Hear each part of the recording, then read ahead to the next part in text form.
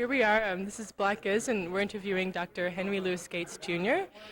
You are currently the chairman of the Institute of Afro-American Studies at Harvard. Is that correct? Mm-hmm. Right. The W.B. Du Bois Professor of Humanities, let me be specific.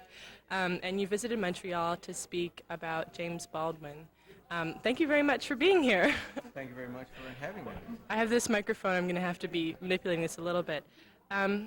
You named your lecture The Welcome Table, Remembering James Baldwin. I guess I would start out this interview, hopefully it'll be brief, by asking you, how shall we remember James Baldwin? Why do you speak of remembering him? Have we forgotten him? If we've forgotten him, how shall we remember him? I think that we'll remember James Baldwin for being one of the pioneers of the Civil Rights Movement, whereas Martin Luther King certainly was the voice of the Civil Rights Movement. The spoken voice, James Baldwin was the written voice. He was such an eloquent writer.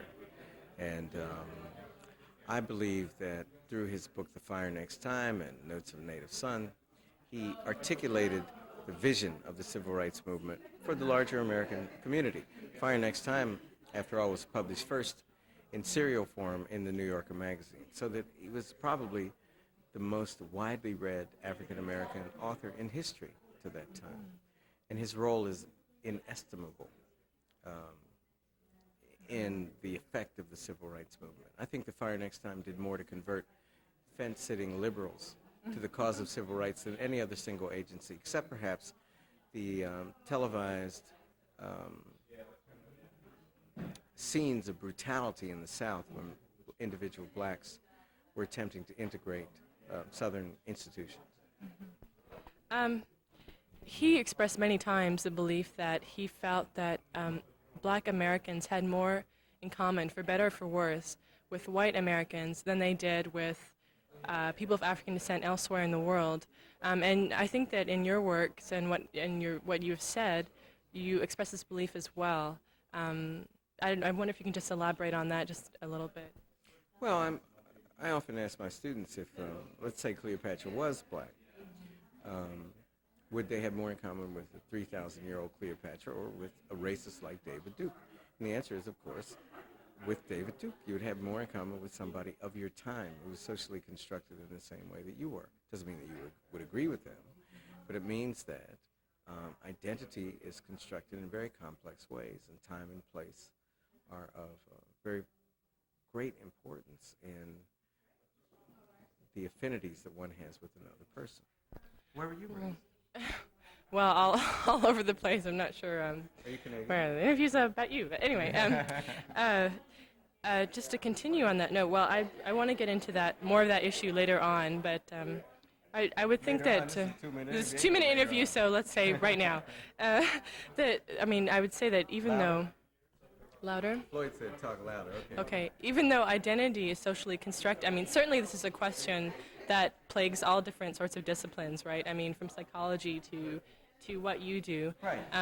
But of course, so even though socially constructed identity is important, we certainly can't overlook, I guess, what people would call the nature part of the nature-nurture side of it. Would you not agree that there are certain continuity amongst all people of African descent? But it's not natural. It's not biological. No, I wouldn't agree with that. It's not genetic. Absolutely not. The reasons are because there are things that we remember about African culture, for example, like our music, very African, or certain Yoruba cultures in the New World, like in Brazil and the southern part of the United States. I don't know if they made it to Canada. But they didn't come because we had a Yoruba gene or because we have a polyrhythm gene. They came because people brought the drum and played it. Other people heard it and imitated them, and that was that. One of the first things you realize when you go to Africa is that you realize two things simultaneously, that we are an African people and we are not an African people. And the truth, that's a paradox of being an African in the New World. And that's the paradox that each of us must come to understand and wrestle with. That you are Canadian, if indeed you are Canadian. You are an American. I am an American. But I am also a person of African descent. And it's not the same as if I'd been born in Nigeria. It's not the same as if I'd been born in Lagos. It's not the same as if I'd been born in Martinique. I can't say that. I thought that one of the most sensitive questions asked today was the young woman who said, why do black Americans talk about black people and forget that they're black Canadians? You as a black Canadian, or this group as black Canadians, cannot cut off their specificity, cut off the things that make you special in the name of larger Pan-African blackness. That's an important thing to remember. So you feel that... Any black Canadian knows that it's not the same being a black Canadian as being a black American or being a Nigerian. Do you feel that that's what Afrocentric scholarship, let's say, if we put a large rubric on that scholarship, you feel that that's what Afrocentric scholarship is trying to achieve, that it's trying to simplify or essentialize? I would say I'm an Afrocentric scholar, but I'm not an Afrocentric scholar in the same way that someone as Leonard Jeffries is an Afrocentric scholar. I think that the problem is when we claim that ethnic identity is biological. That leads to illogically or logically, depending on your point of view, to what happened in Nazi Germany, what's happening in Serbia and Croatia. You know, the attempt, let's say at McGill, of students. I've met some wonderful students here in the last 2 hours. Very, very bright, very motivated. In fact, they remind me of my generation. When you get old enough, you're allowed to say things. But I mean, obviously, it's important to bring the study of African and African Canadian culture to a great institution such as this. It's important because these are valid areas of inquiry. And to be truly great, in my opinion, Harvard or McGill needs to establish great departments, great academic departments in these fields. And I hope that they do so. You've spoken about sort of the extreme of Leonard Jeffries, and then of course the importance of bringing African scholarship and African Canadian scholarship to McGill. Certainly there's a large body of scholarship like sort of in between, or certainly less extreme. Let's say if Leonard Jeffries is extreme, I mean, there are people like Chantal Diop, Dr. Youssef Ben Yakinen, Dr. John Henrik Clark, and so on, who would place themselves very, very solidly within the quote-unquote Afrocentric body of scholarship. So I just wonder if... Not everybody talking about heaven's going to go there, as the gospel music says. To be an Egyptologist, one must be fluent in certain languages. Now, of the list that you said, I would, if I were you, look at the people who in that list and see who could read the languages that they claim to analyze, the languages of the cultures that they claim to analyze. If they can't read it except in English, they shouldn't be on the list. Cheikh Anta Diop, I believe, of the list that you gave, is the only person who has that linguistic facility. I could not establish myself as a professor of English literature if I didn't read English. If I read Shakespeare in French, I would be a joke as an academic. So we have to, there are minimal standards of academic excellence that we in Afro-American or African or African-American or diaspora studies or whatever, however we might identify ourselves, must adhere to. And one of them is that is just fundamental about the academy. Okay, just one more question on this whole Afrocentricity subject. About the, I think Molefi Asante has been quoted as saying that one of the importances of Afrocentric scholarship as he sees it is that it's fundamental to sanity. And I wonder if by applying a very stringent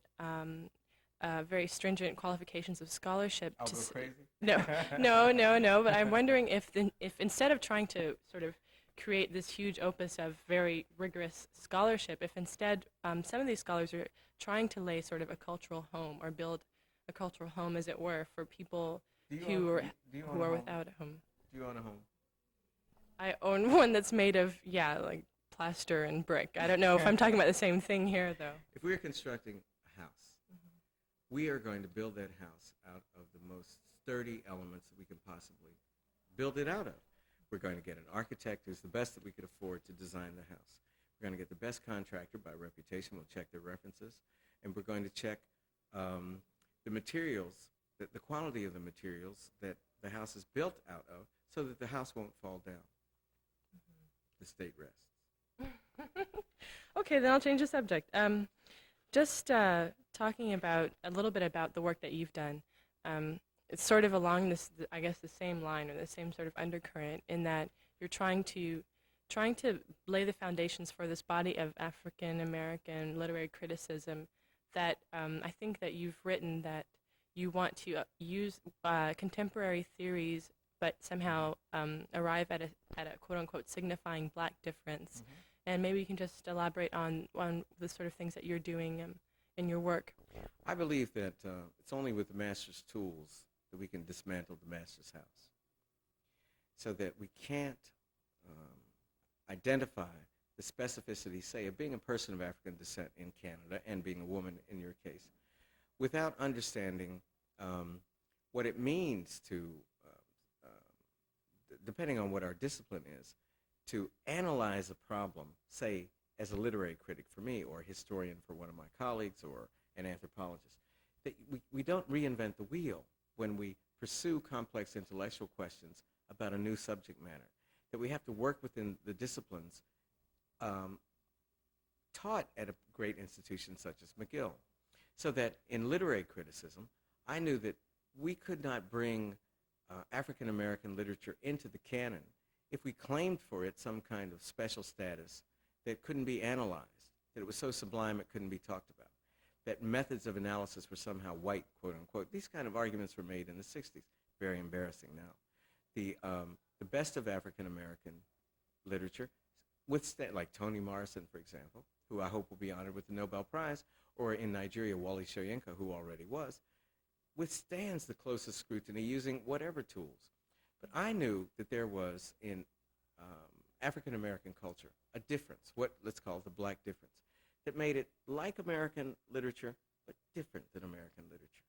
You know, part of it, but distinct from it. So that we couldn't use the standard tools of analysis of American literature only. We had to use them because a writer like Toni Morrison did not write her master's thesis at Cornell on Cleopatra. She did not write it on Zora Neale Hurston. She did not write it on Frederick Douglass.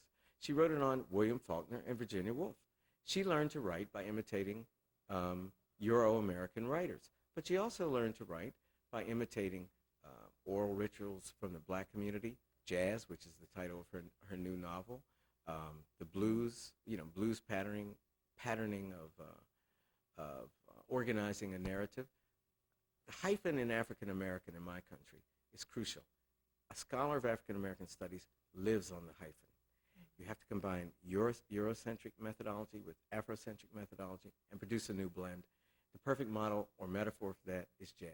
Jazz is not African, it's not American, it's African